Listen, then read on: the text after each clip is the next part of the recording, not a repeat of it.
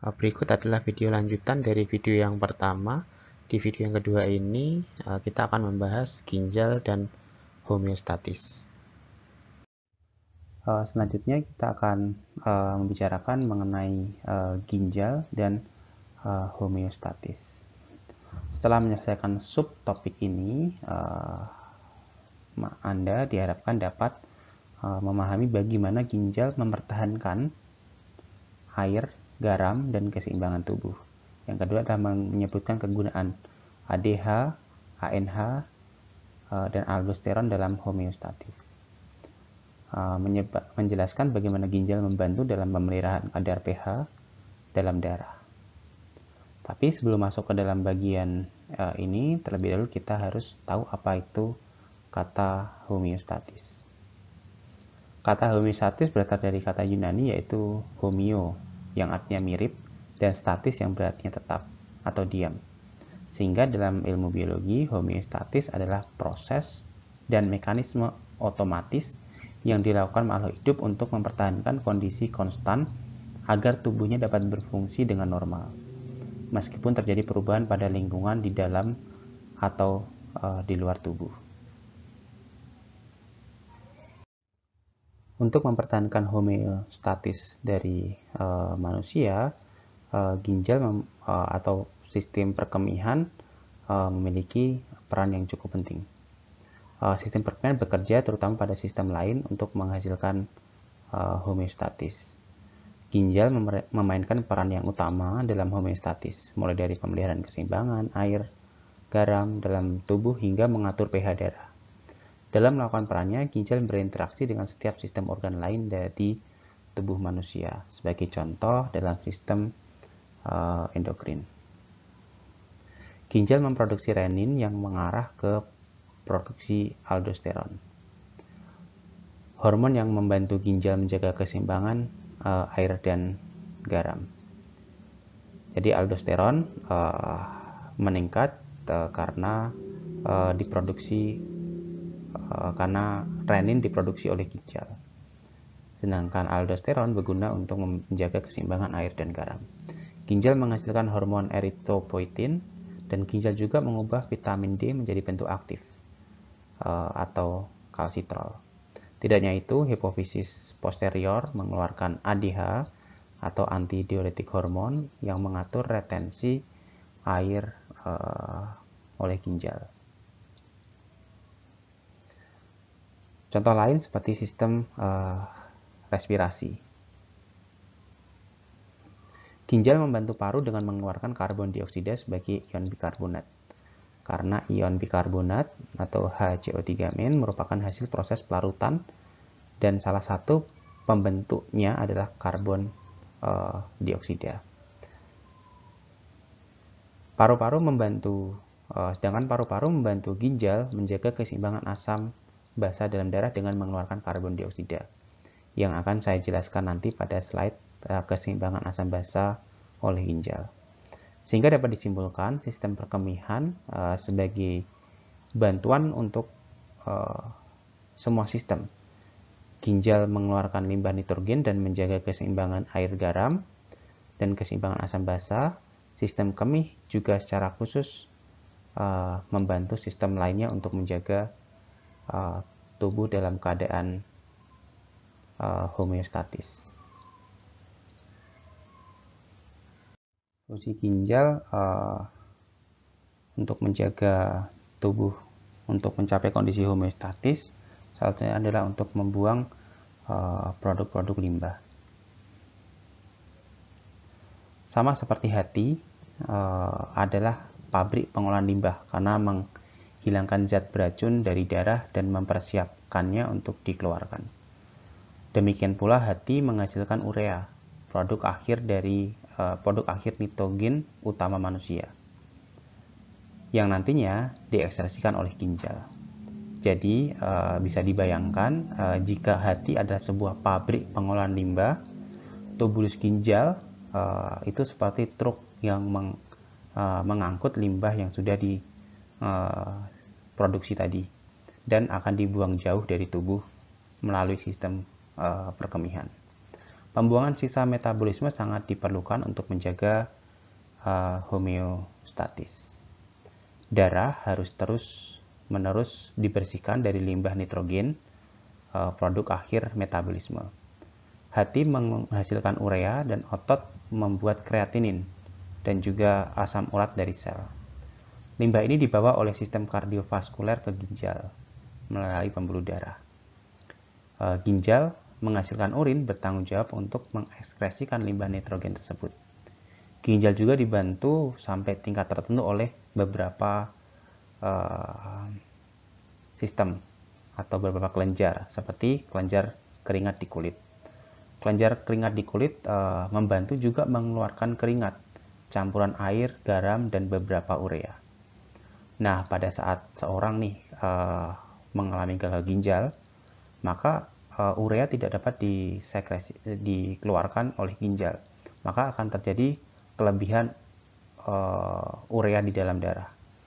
Hal itu akan membuat si kelenjar keringat tadi akan mengekskresikan urea yang berlebih. Kondisi itu biasa disebut dengan uremic frost pada kulit. Hal ini biasa terjadi pada penderita gagal ginjal. Seperti pada gambar terlihat bagaimana uremic pada pasien dengan uremic frost terjadi.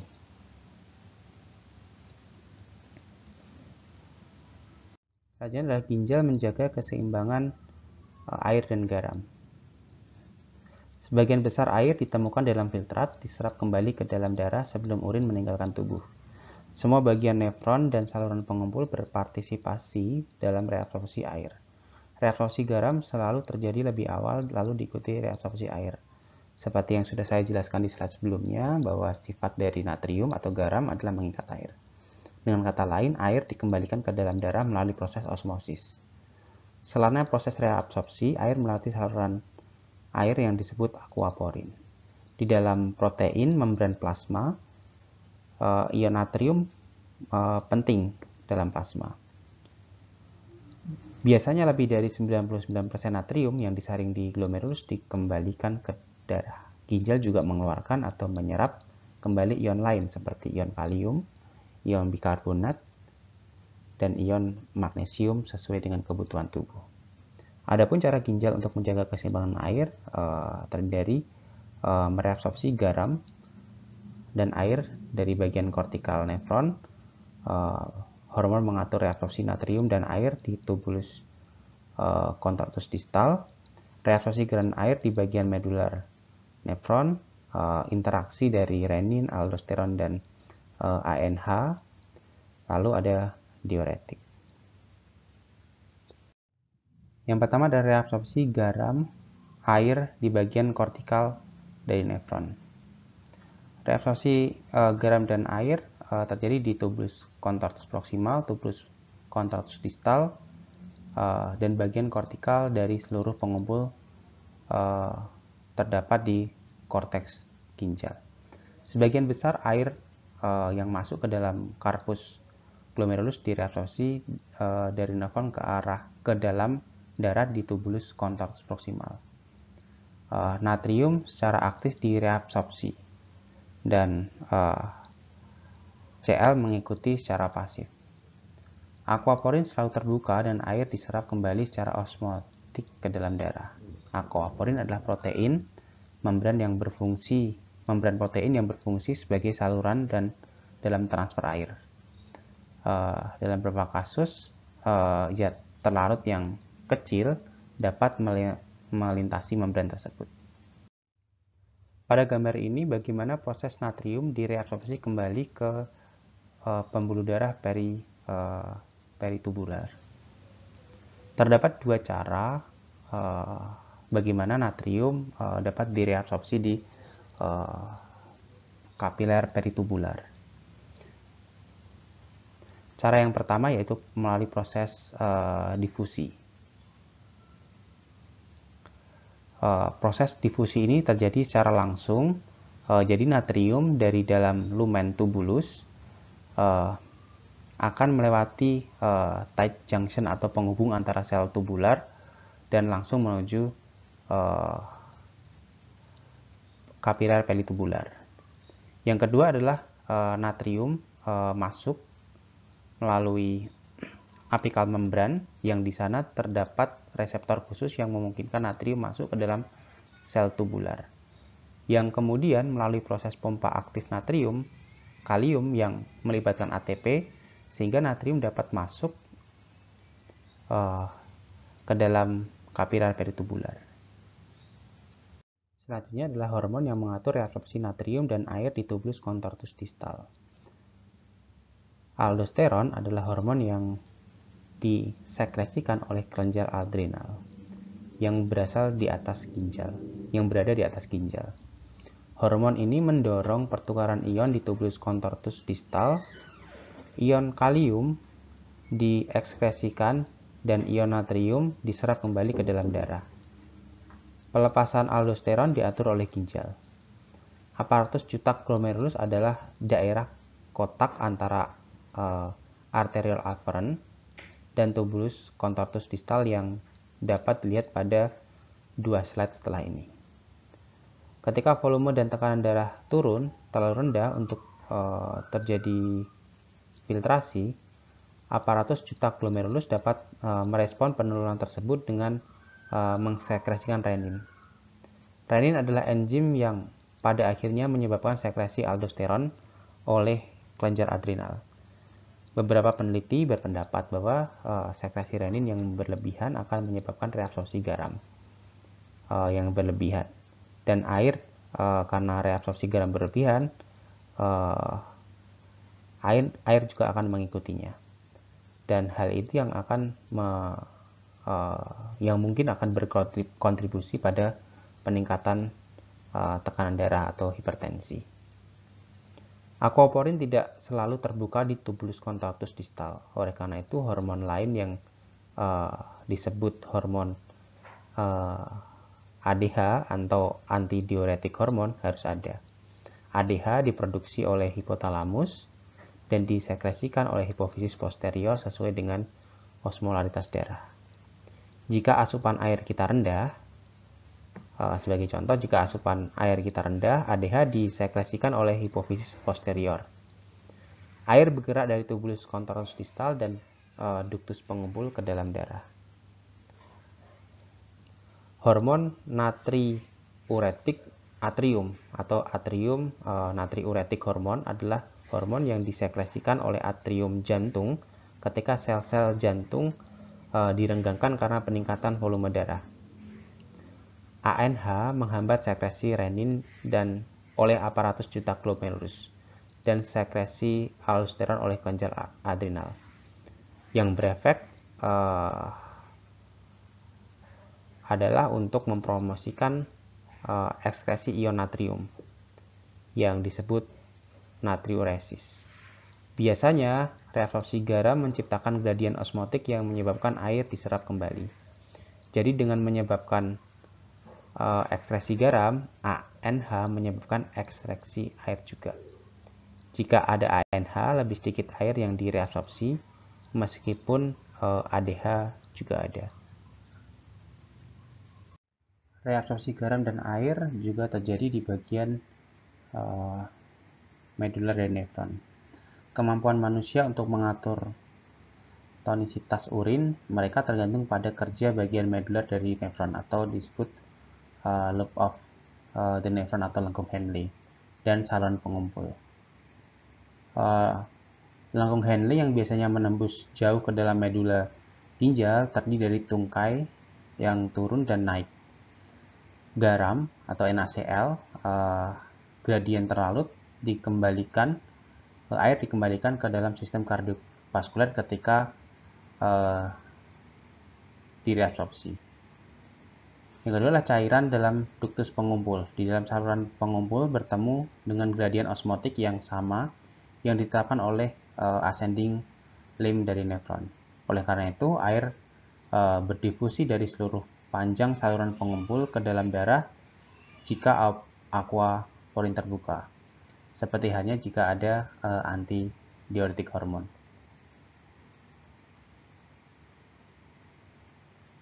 Lalu bagaimanakah interaksi antara renin, aldosteron, dan ANH atau atrial natriuretic hormone?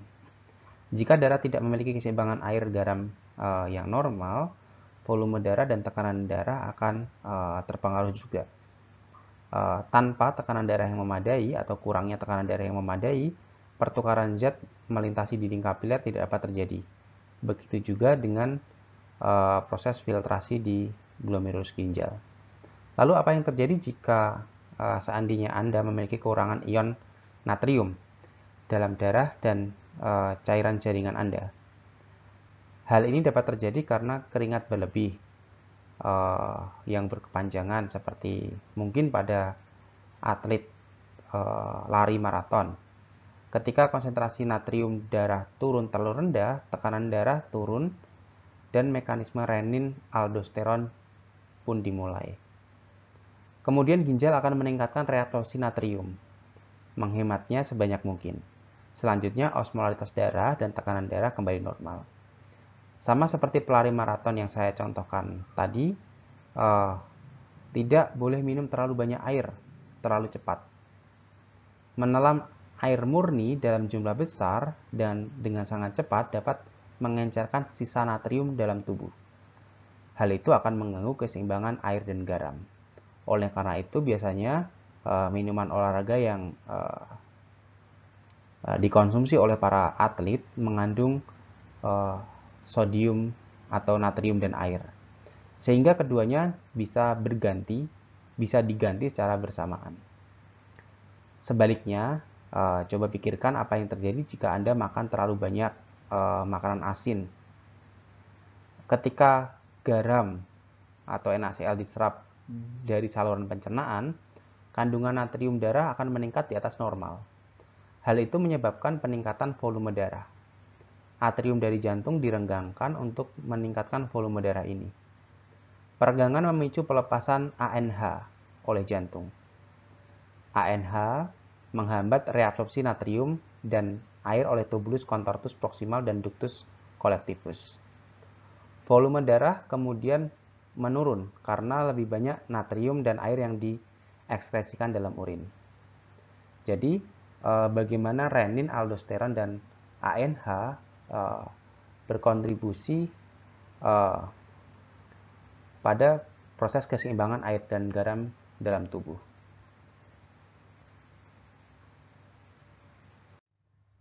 Berikut adalah anatomi dari renin angiotensin aldosteron system atau yang disebut dengan RAS. Di dalam ginjal terdapat area aparatus juta glomerulus, yang di dalamnya terdapat spesialis vascular cell.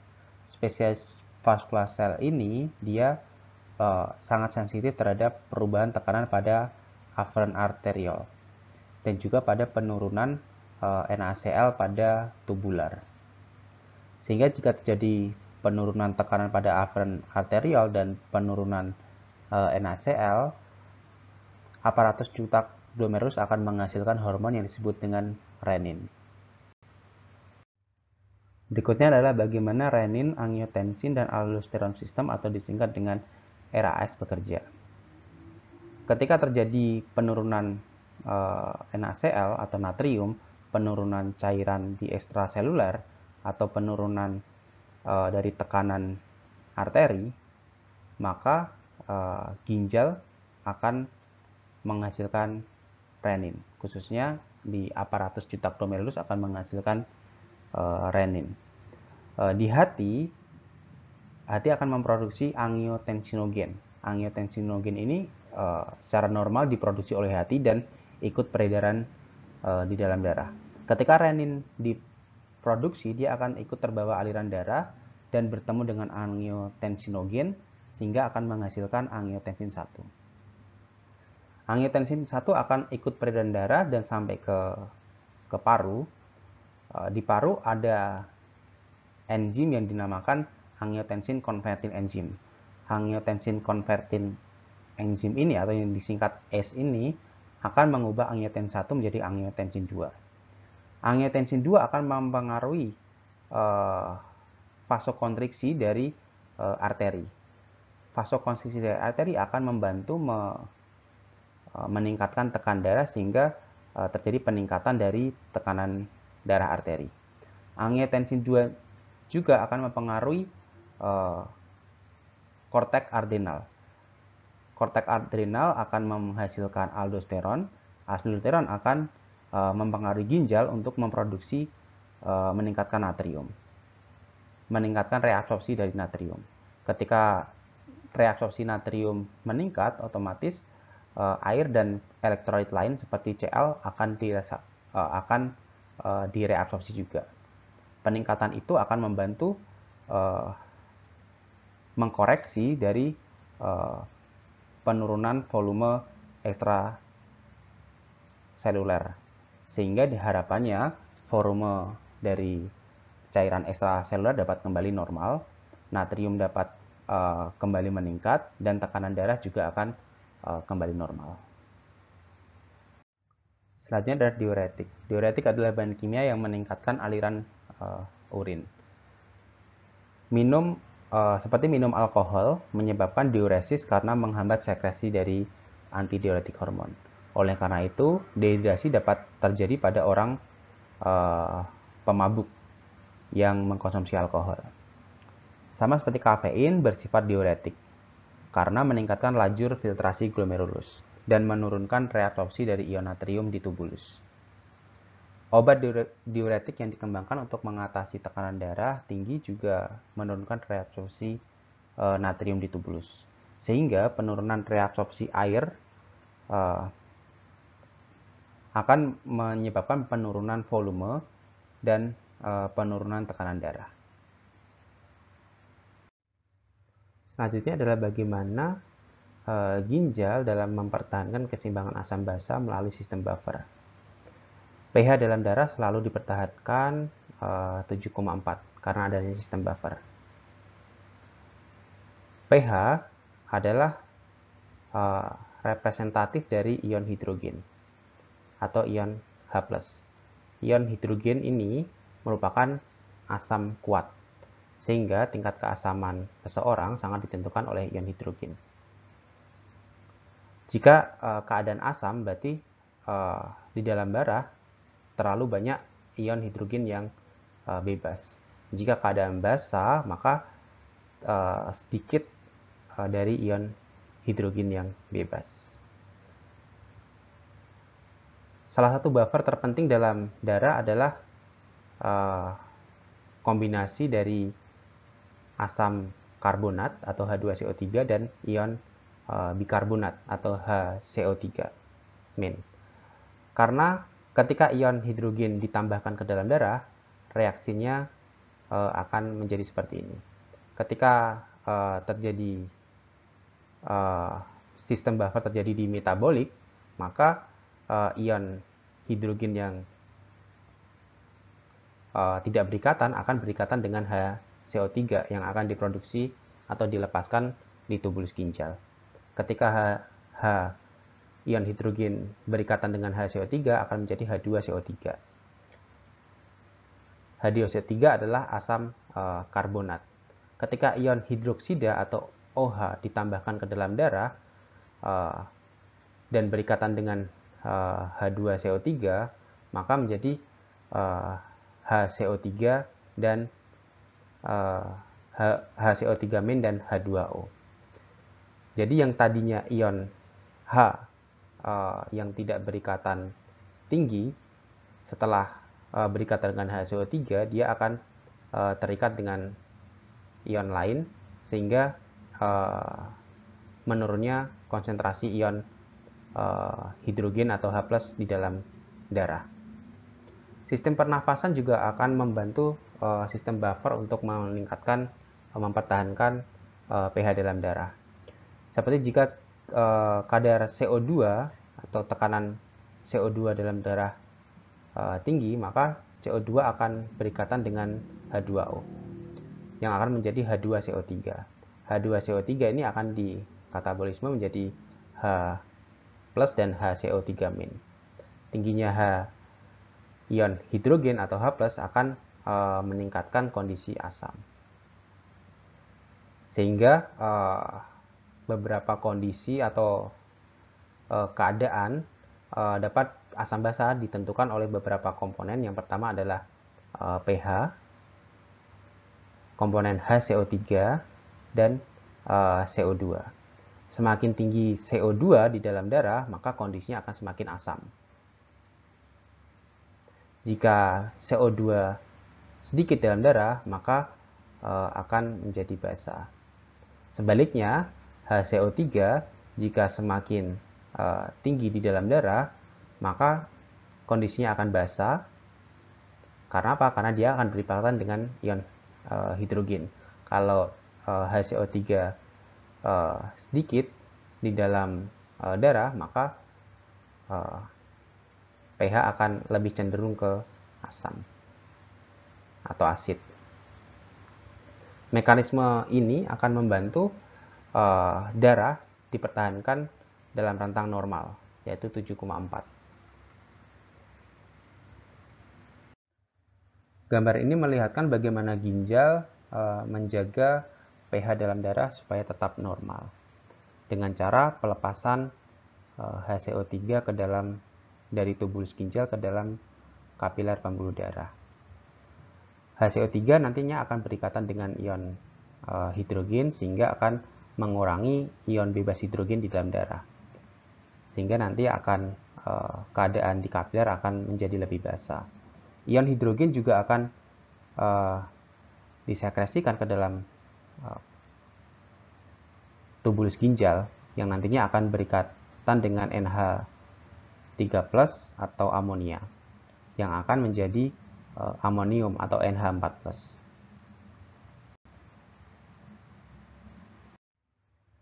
Ginjal juga akan membantu sistem lain. Selain memproduksi renin, ginjal juga membantu sistem endokrin dan juga sistem kardiovaskuler dengan memproduksi eritropoietin seperti yang saya jelaskan pada slide sebelumnya. Eritropoietin digunakan untuk merangsang produksi sumsum tulang belakang, terlebih pada pasien dengan gagal ginjal atau dalam pemulihan dari kemoterapi. Ginjal membantu sistem kerangka, saraf, otot dengan membantu mengatur jumlah ion kalsium dalam darah. Ginjal mengubah vitamin D menjadi bentuk aktifnya yang dipergunakan untuk penyerapan kalsium oleh saluran pencernaan. Dan ginjal mengatur ekspresi elektrolit termasuk kalsium. Ginjal juga mengatur kandungan ion natrium, ion kalium dalam darah. Ion-ion ini diperlukan untuk konduksi saraf, diperlukan untuk kontraksi jantung dan otot lain dalam tubuh.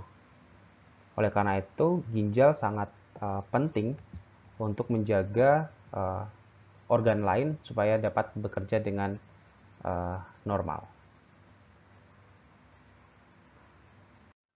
Berikut ada ringkasan fungsi dari ginjal. Silahkan pause videonya, silahkan baca beberapa poin terkait dengan fungsi ginjal.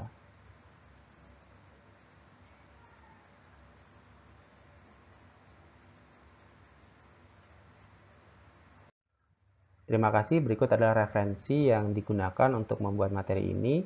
Sampai jumpa pada pembelajaran selanjutnya.